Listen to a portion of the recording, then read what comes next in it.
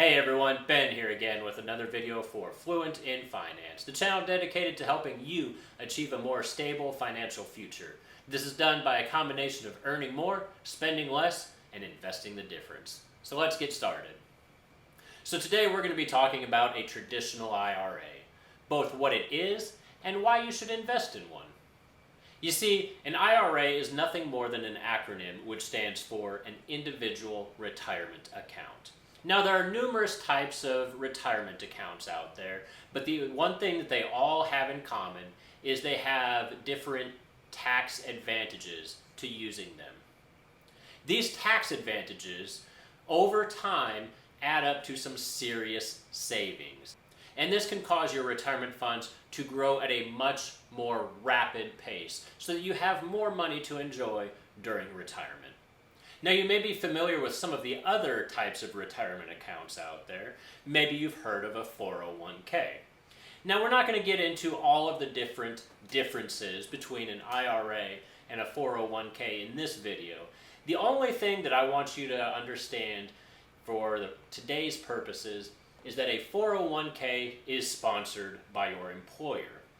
Now, this is important because not all employers offer a 401k as part of their benefits package. However, an IRA, an individual retirement account, is opened and sponsored by, you guessed it, the individual. This means that everyone has access and can contribute to an IRA. So the easiest way to understand what one of these retirement accounts is just to picture in your mind a cardboard box. A big, empty cardboard box. And that's essentially what this retirement is when you first create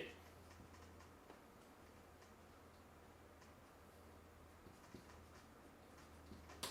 Now, an empty box in and of itself doesn't really do a whole lot of good. You have to put things inside of the box in order to actually get any use out of it. So that's what we're going to do with our new traditional IRA once we have created this account. So once our account is created, we are going to deposit and transfer money into our IRA. Now, once we have money inside of our IRA, we are going to use that money to purchase a variety of investments, whatever it is that you're interested in investing in. Now, the good news is you can put just about any kind of investment that you want inside of an IRA. Maybe you want to invest in stocks or bonds, real estate, gold, even cryptocurrency.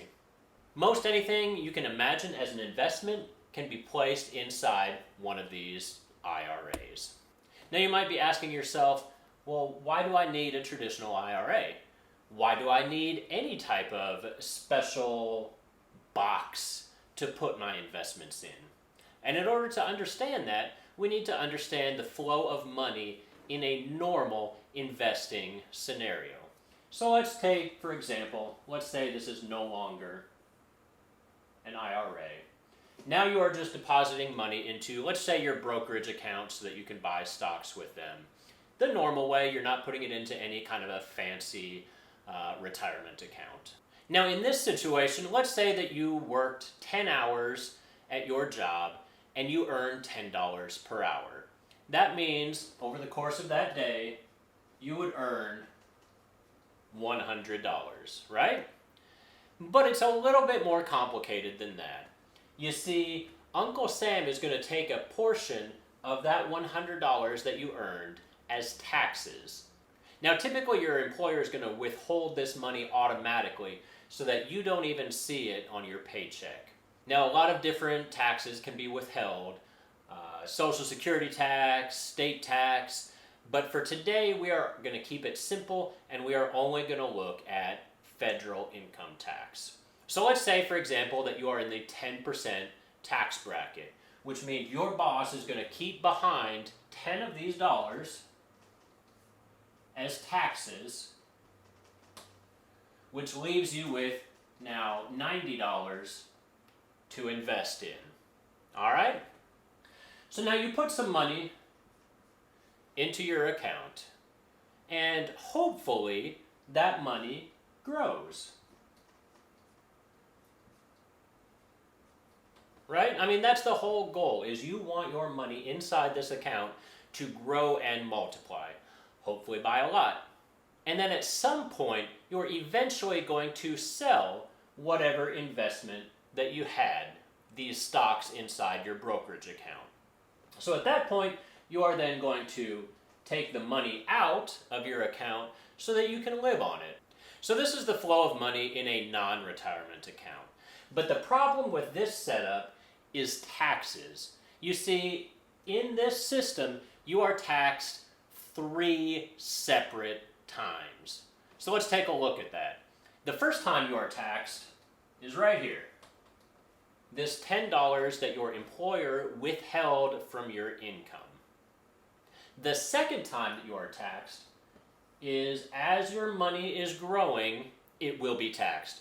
So maybe you get some dividends in here, or you swap out different investments, or whatever it is.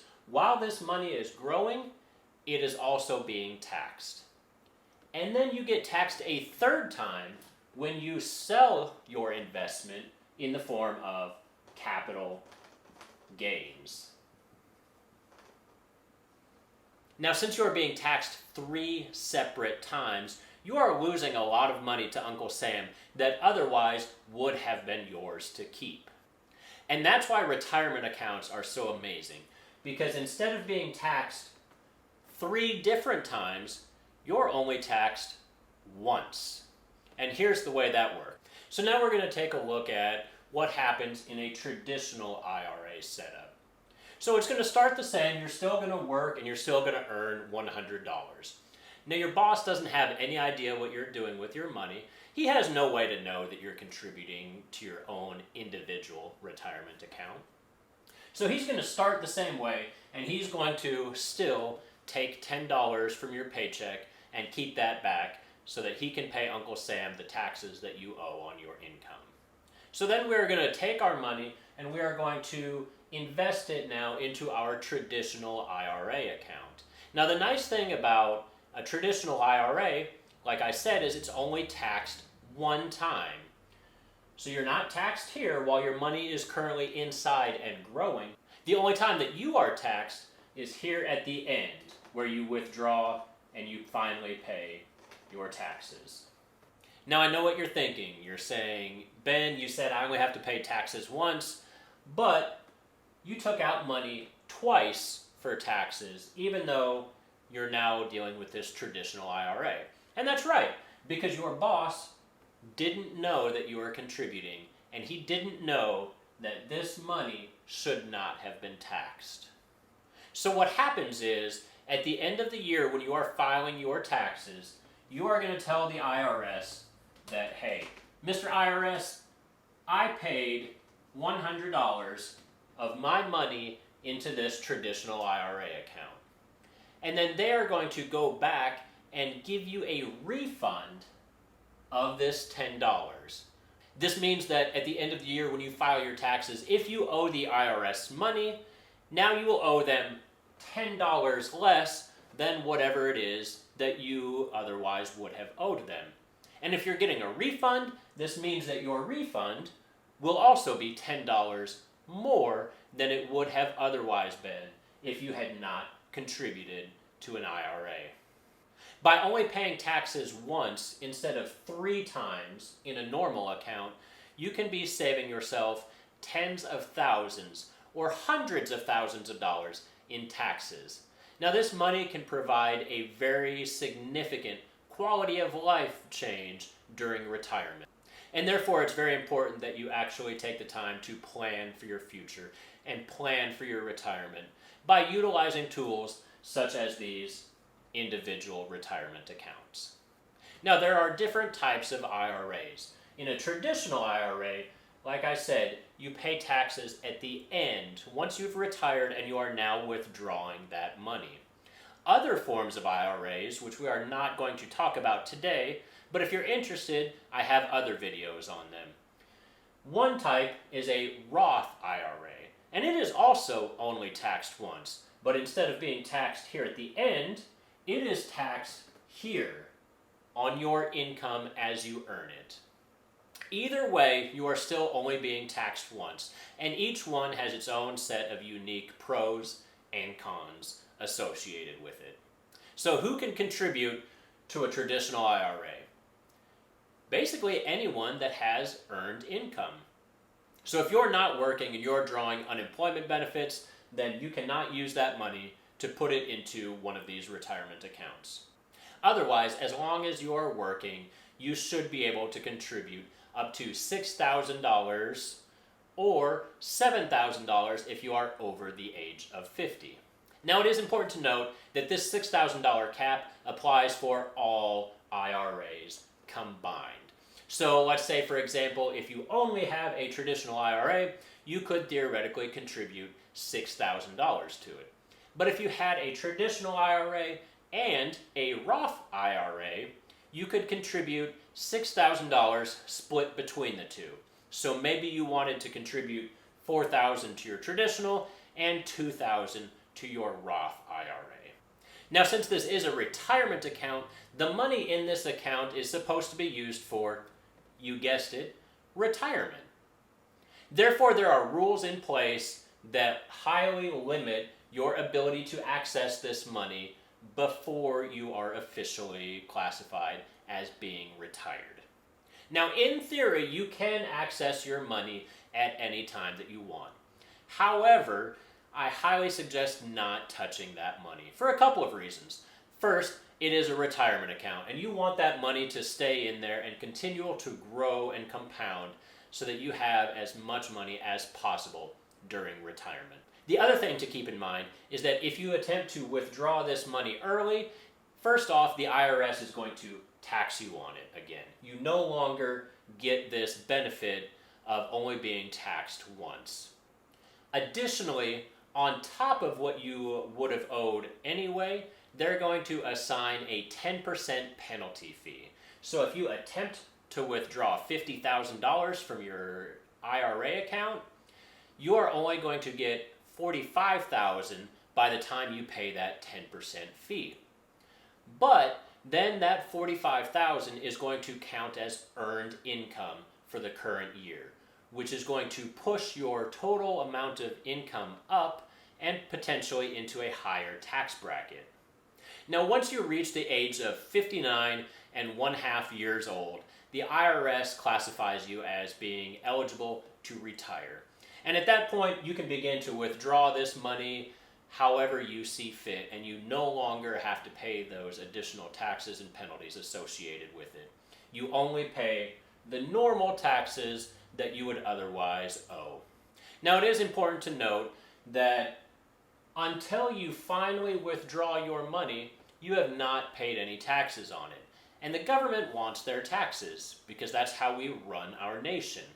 So in order to ensure that at some point they get their taxes that you owe them, once you reach the age of 72 years old, they require you to start taking out a minimum amount of money out of this account every year to ensure that you slowly start to whittle down on this account and that you can then pay that taxes. So who is a traditional IRA best suited for? Well, anyone can take advantage of it since it does offer tax benefits, but the people who can get the most benefit from this are people that earn a lot of money. You see, the more money you earn, the higher tax bracket you are in, which means you pay a higher portion of your money as taxes. So the goal then, or at least the theory, is that you are lowering your taxable income when you are already in a very high tax bracket. Hopefully, this pulls you down to a lower tax bracket. And then at some point in the future, you will then pay taxes.